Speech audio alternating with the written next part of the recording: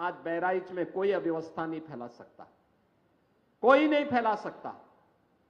आज उत्तर प्रदेश में आप देख रहे होंगे, महाकुंभ के इस भव्य आयोजन के बाद पूरी दुनिया उत्तर प्रदेश की तरफ कौतूहल की निगाहों से देख रही है।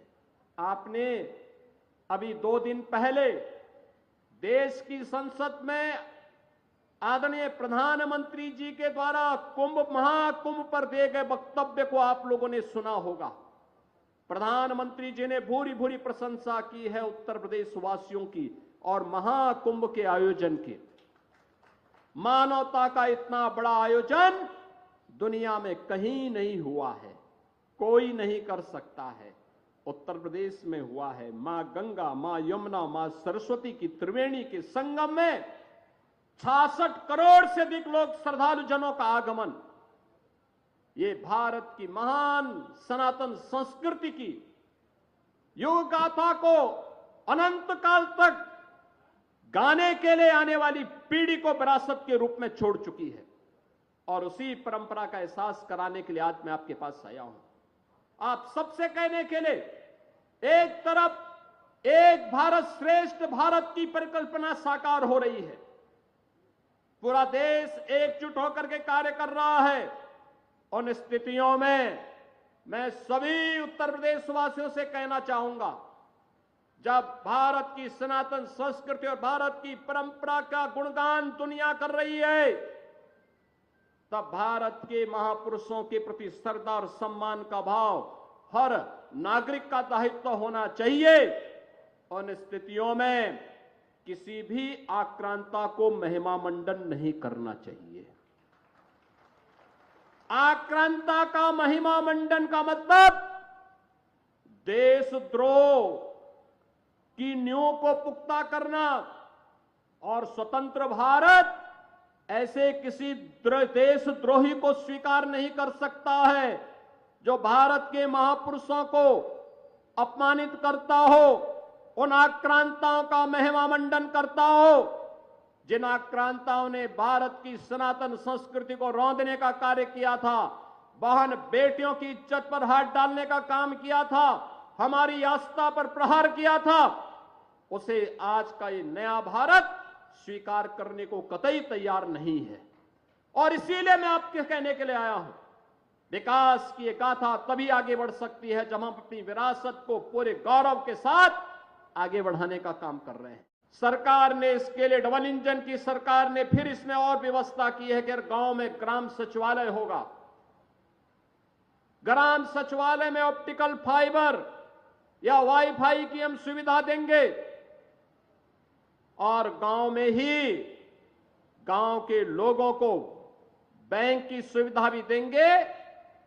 गांव में ही जन्म प्रमाण पत्र, मृत्यु प्रमाण पत्र, आय प्रमाण पत्र, जाति प्रमाण पत्र, निवास प्रमाण पत्र, ये सभी गांव में ही उसे उपलब्ध हो जाने चाहिए। ऑनलाइन ये सुविधा गांव में उन्हें प्राप्त हो। ज्यादातर ग्राम पंचायतों ने इस कार्य को आगे बढ़ाना प्रारंभ किया है। और दूसरा, लैंड रिकॉर्ड को डिजिटाइज करना। अब पैमाइश में मनमानापन नहीं चल सकता कि गरीब को थोड़ा सा घुमा दो तो एक गरीब का हक कोई मार ले। ये तो सारे के सारे हम सैटेलाइट के माध्यम से ऐसी व्यवस्था करेंगे कि 1 इंच लैंड भी किसी गरीब की मारी नहीं जाएगी। और इस व्यवस्था को लागू करने के लिए सरकार आगे बढ़ चुकी है। इसके लिए अच्छी तहसील भवन की आवश्यकता थी और इसीलिए आज मैं स्वयं ही मिहीपुरवा में आया हूं, इस मोतीपुर में आया हूं, आप सबको समर्पित करने के लिए, इस तहसील भवन को करने के लिए आया हूं। हमारी गौरव गाथा विरासत के साथ जुड़ती है, विरासत विकास के साथ जुड़ता है। विरासत और विकास की अद्भुत गाथा का ही एक नया रूप है बहराइच का, जहां मेडिकल कॉलेज भी बन गया है और साथ साथ हमने बहराइच का बाईपास भी स्वीकृत कर दिया है। बहराइच में एक नया बाईपास भी होगा।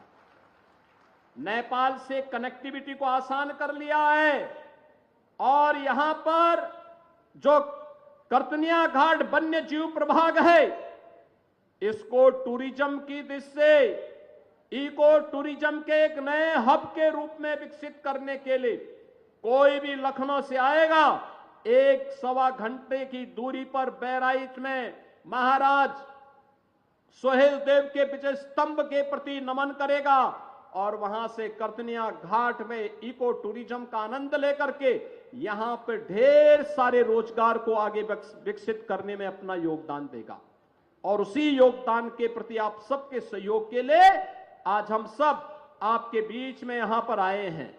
आज आप देख रहे होंगे, ये वही जनपद है जिस जनपद की 2017 के पहले जो जनपद की यहां पे जो जीडीपी थी वह इस जनपद की मात्र 6,934 करोड़ थी। और आज जब हम 23-24 की बात करते हैं तो यह कई गुना आगे बढ़ करके 25,000 करोड़ रुपए से अधिक हो चुकी है अकेले बहराइच की। बहराइच में इस दौरान यहां पे निवेश के भी ढेर सारे प्रस्ताव आए हैं। बहराइच में निवेश हो, अब इसके लिए लोग आ रहे हैं। निवेश का मतलब रोजगार का सृजन, आगे बढ़ना, उस प्रकार की व्यवस्था को आगे बढ़ाना, और ये चीजें आज एक और सरकार तेजी के साथ आगे बढ़ाने का काम कर रही है। आज मुझे अभी गोंडा में बहराइच के युवाओं को भी हम लोग मुख्यमंत्री युवा उद्यमी योजना के अंतर्गत कई युवाओं को 5 लाख रुपए तक का ब्याज मुक्त ऋण उपलब्ध करवाने का कार्य करने जा रहे हैं, जिससे वह भी एक युवा उद्यमी के रूप में अपनी पहचान बना सके। और 25, 26 और 27 मार्च को जो 3 दिवसीय जनपद स्तर पर मेला लगेगा, इसमें बचे हुए युवाओं को जो भी युवा उद्यमी स्कीम का लाभ लेना चाहेगा उसको भी ये पैसे की व्यवस्था उस दौरान बैंकर्स के माध्यम से मिलेगी, जिस पर जो भी ब्याज आएगा उसका भुगतान सरकार करेगी। और इसमें मार्जिन मनी की व्यवस्था भी सरकार करने जा रही है, जिससे नए नए उद्यमी हम विकसित कर सकें, बना सकें, आत्मनिर्भरता के लक्ष्य को आगे बढ़ा सकें।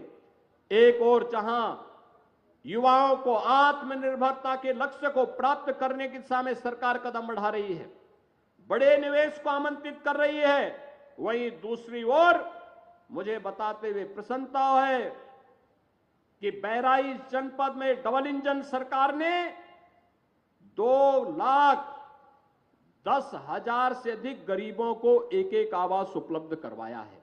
प्रधानमंत्री आवास योजना में, मुख्यमंत्री आवास योजना में। इसके साथ ही 4,12,000 से अधिक गरीबों के घर में एक शौचालय बनाने का काम भी किया है। 1,041 गांवों में सामुदायिक शौचालय का निर्माण भी किया है। और पूरे प्रदेश में 1,04,00,000 से अधिक गरीबों को हम लोग 12,000 रुपए सालाना पेंशन की सुविधा दे रहे हैं। और बहराइच में 66,200 से अधिक निराश्रित महिलाओं को, 1,29,000 से अधिक वृद्धजनों को और 20,000 से अधिक दिव्यांग जनों को 12,000 रुपए सालाना पेंशन की सुविधा का लाभ भी प्रदान किया जा रहा है। और मुझे बताते हुए प्रसन्नता है कि 52,800 से अधिक बेटियों को बहराइच में मुख्यमंत्री कन्या सुमंगला योजना का लाभ प्रदान किया जा रहा है। यानी बेटी के जन्म लेने से लेकर के बेटी के द्वारा स्नातक तक की पढ़ाई के लिए 25,000 रुपए सरकार उपलब्ध करवा रही है। बहनों और भाइयों, मुख्यमंत्री सामूहिक विवाह योजना, अब तक इस योजना में हम लोगों ने हजारों बेटियों की शादी बहराइच में की है। शासन की योजना जब बिना भेदभाव के सबको मिल रही है तो हमारे भी दायित्व बनता है कि हम भी विकास की इस प्रक्रिया का हिस्सा बने। उसी प्रक्रिया का हिस्सा बनाने के लिए आज मैं आपके बीच यहां पर आया हूं। मैं आप सबसे ये कहूंगा, याद रखना, विकास का कोई विकल्प नहीं हो सकता। और जो ये भवन बनाए जा रहे हैं, हमारा प्रयास है, भवन बन गया है, बहुत शीघ्र हम लोग यही व्यवस्था करने जा रहे हैं कि हर तहसील में फायर स्टेशन की स्थापना भी हो, जिससे गर्मियों में फसलों पर या गरीबों या किसी भी घर में किसी भी अन्य स्थल पर अग्निकांड की घटना से कोई जनधन की हानि न होने पाए। लगातार सरकार इस दिशा में प्रयास कर रही है। अच्छी कनेक्टिविटी हो, आवागमन आसान हो, सरकार इसके लिए पूरी प्रतिबद्धता के साथ कार्य कर रही है। और इसीलिए आज आपके बीच में मैं मेरे यहां पर आया हूं। मैं इस अवसर पर एक बार फिर से मीरपुरवा की इस नई तहसील भवन के लोकार्पण के अवसर पर आप सभी को बधाई देता हूं।